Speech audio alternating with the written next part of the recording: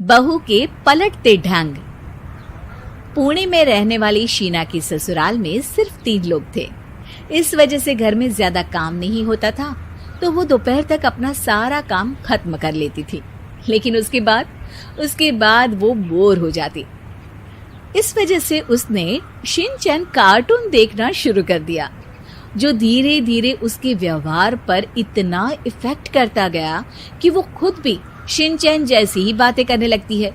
एक रात डिनर करते हुए, अरे बहू, जरा अचार तो देना। ओहो ससुमा, आपसे इतना काम भी नहीं होता।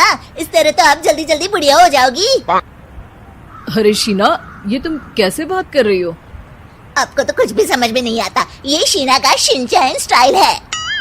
ऐसा बोलकर शीना वहाँ से चली जाती है।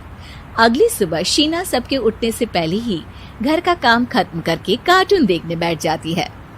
अरे वाह बहू, कमाल ही कर दिया। इतनी जल्दी सारा काम खत्म कर दिया। बस भी कीजिए, अब मैं इतनी भी कुछ खास नहीं।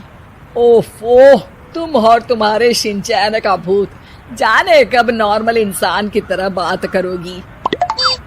मॉम, आप तो बस मुझसे जल्दी रहती हैं। आपको क्या पता मेरी लाइफ कितनी मुश्किल है। अच्छा छोड़िए, अब मैं शॉपिंग के लिए जा रही हूँ। हाँ, तो ये है तुम्हारी मुश्किल लाइफ। शीना शॉपिंग करने मार्केट पहुँच जाती है, जहाँ उसे जय के ऑफिस की एक लड़की मिलती है। हेलो, आप जय की वाइफ है ना? हेलो, मेरा नाम शीना है। मैं 26 साल की हूँ और मुझे शिमला मिर्च बिल्कुल भी पसंद नहीं है, पर शिमला जा सकती हूँ। हाँ। शीना की बात सुनकर लड़की आगे कुछ बोले बिना वहाँ से चली जाती है। कमाल है, आजकल के बच्चों को इंटेलिजेंट लोगों से बात करना आता ही नहीं।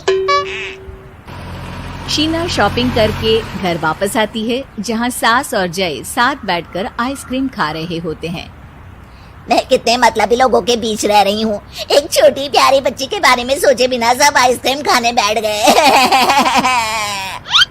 अब इतना नाटक करने की जरूरत नहीं है। तुम्हारी आइसक्रीम फ्रिज में रखी है, खा लो। आइसक्रीम, मैं आ रही हूँ। इसी तरह दिन बीतते हैं। अभी तक तो घर में सारे लोग शीना की हरकतों से परेशान हो चुके होते हैं।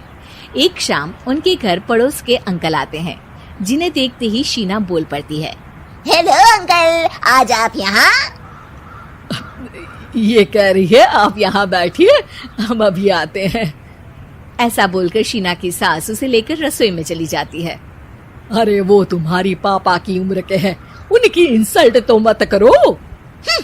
आपको तो बस अपनी ही खुशी दिखाई देती है। शीना के ऐसे बोलने पर सास हैरान रह जाती है और शीना बाहर आकर अंकल से कहती है, तो अंकल, आज आप क्या लेने आए हैं? या फिर बस सासू माँ को देखने का बहाना चाहिए? वैसे ये इतनी भी अच्छी नहीं है, पूरा समय मुझे डांटती रहती है और कभी कभी तो खाना भी नहीं देती। अंकल हैरानी से उसकी ओर देख रहे हैं। तभी उसकी सास वहाँ आती है। अरे शीना, इतना झूठ मत बोलो, मैंने कब तुम्हें खाना नहीं दिया? अरे ऐसा बोलोगी तो तुम्हें आज रात का खाना सच में नहीं मिलेगा। देखा, मैंने कहा था ना, बच्ची पर जुल्म करती है। आप मुझे अपने घर ले चलो अंकल। इस तरह दोनों सास बहू में तू मैं शुरू हो जाती है, जिसे देख अंकल तो डर कर भाग जाते हैं, लेकिन वो दोनों चुप ही नहीं होती। रात को जय के घर वापस आने पर सास उसे शीना की सारी बात बताते हुए कहती है, अरे इसके सर से कार्टून का भूत तो उतारना ही पड़ेगा। मौका या वक्त कुछ देखती ही नहीं, बस बकवास शुरू कर देती है। बात तो आपकी सही है, पर क्या करेंगे?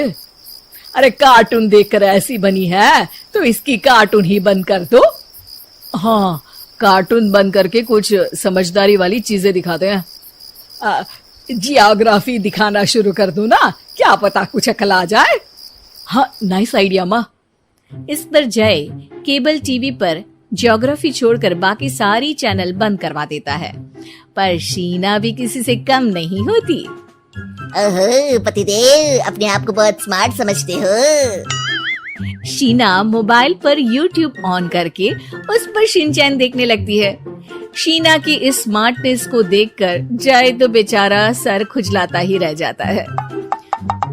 हमने इसे जरूरत से ज्यादा अंडर एस्टिमेट कर दिया, अब क्या करें माँ? अरे इंटरनेट बंद करवा दे बेटा। शीना को कार्टून की दुनिया से बाहर निकाल वापस इंसान बनाने के लिए अब जय इंटरनेट भी बंद करा देता है, जिससे शीना परेशान हो जाती है।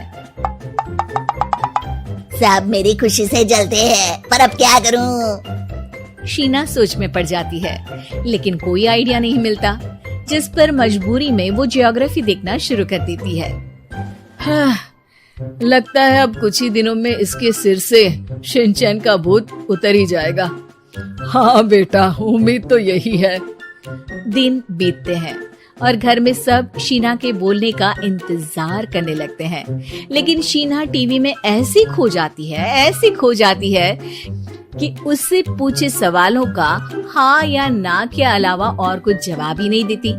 देखते ही देखते हफ्ता बीत जाता है, तो सब्र का बांध तोड़ते हुए जय टीवी बंद कर खुद ही शीना से बात करने बैठ जाता है। क्या बात है शीना, पहले तुम ज्योग्राफी देखने को तैयार नहीं थी, और जब देखने बैठी तो इसके आगे किसी चीज की कोई सूध ही नहीं, ना किसी से बात करनी, ना घर का कोई काम।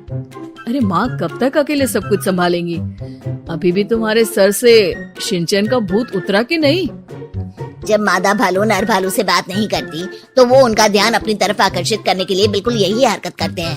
तुम नर भालू हो। शीना के ऐसा बोलते ही जय और उसकी मम्मी एक दूसरे की तरफ देख सर पकड़कर बैठ जाते हैं।